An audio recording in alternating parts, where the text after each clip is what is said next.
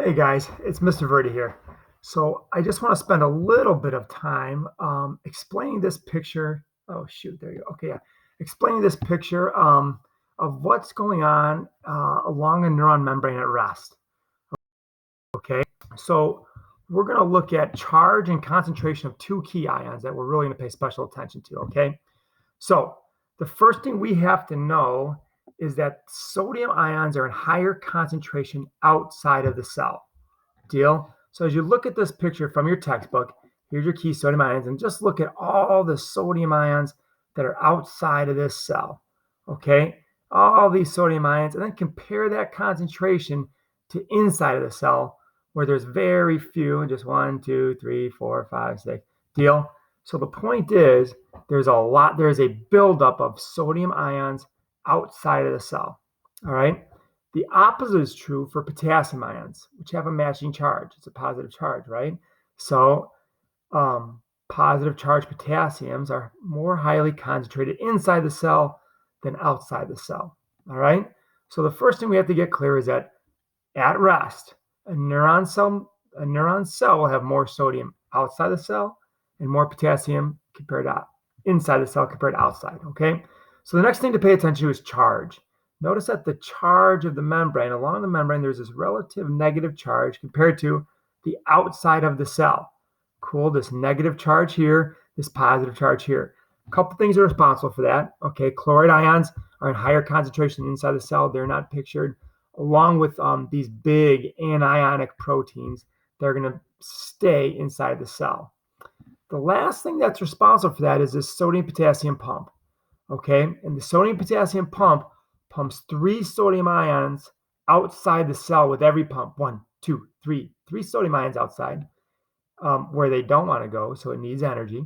Okay, and then because of the sodium potassium pump, it's going to pump 2 potassium ions inside the cell. Again, down their concentration gradient. Or sorry, against their concentration gradient. So now let's imagine if this thing worked 3 times, right? If this thing by itself just pumped 3 times, 1, 3 sodium ions out, 2 potassium ions in, 2, 3 more out, 2 more in, and 3 more sodium ions out, and 2 more potassium ions in. Let's think about charge here, guys. We just pumped, or the sodium potassium pump, just pumped a net of 3 positive charges outside the cell compared to inside the cell. Okay, and this allows this buildup of positive ions outside compared to, right, the positive ions that get pumped in. Okay, so for every pump, we get 1 extra positive charge kicked outside the cell. All right, now this is going to get us, let's see if I can, oh, darn, sorry, I really wanted to show you a picture. Well, this is going to get us to a resting membrane potential of negative 70 millivolts. Potential is measured in voltage. Okay, it's a tiny little deal. Well, as far as our scale is concerned, but negative 70 millivolts suggests the inside is negative, and there's this 70 millivolt difference in charge between a separation here of negative and positive.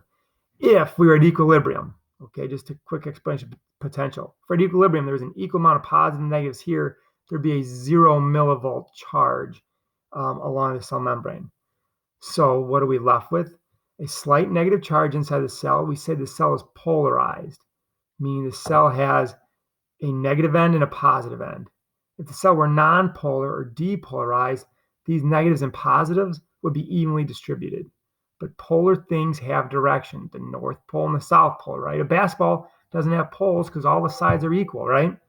But this cell is polarized. It's got a negative end or negative inside and a positive outside at rest. Okay, so that's an explanation of resting membrane potential. I think we'll stop right there. You guys have a great day. Bye. Now I gotta find a way to stop this thing.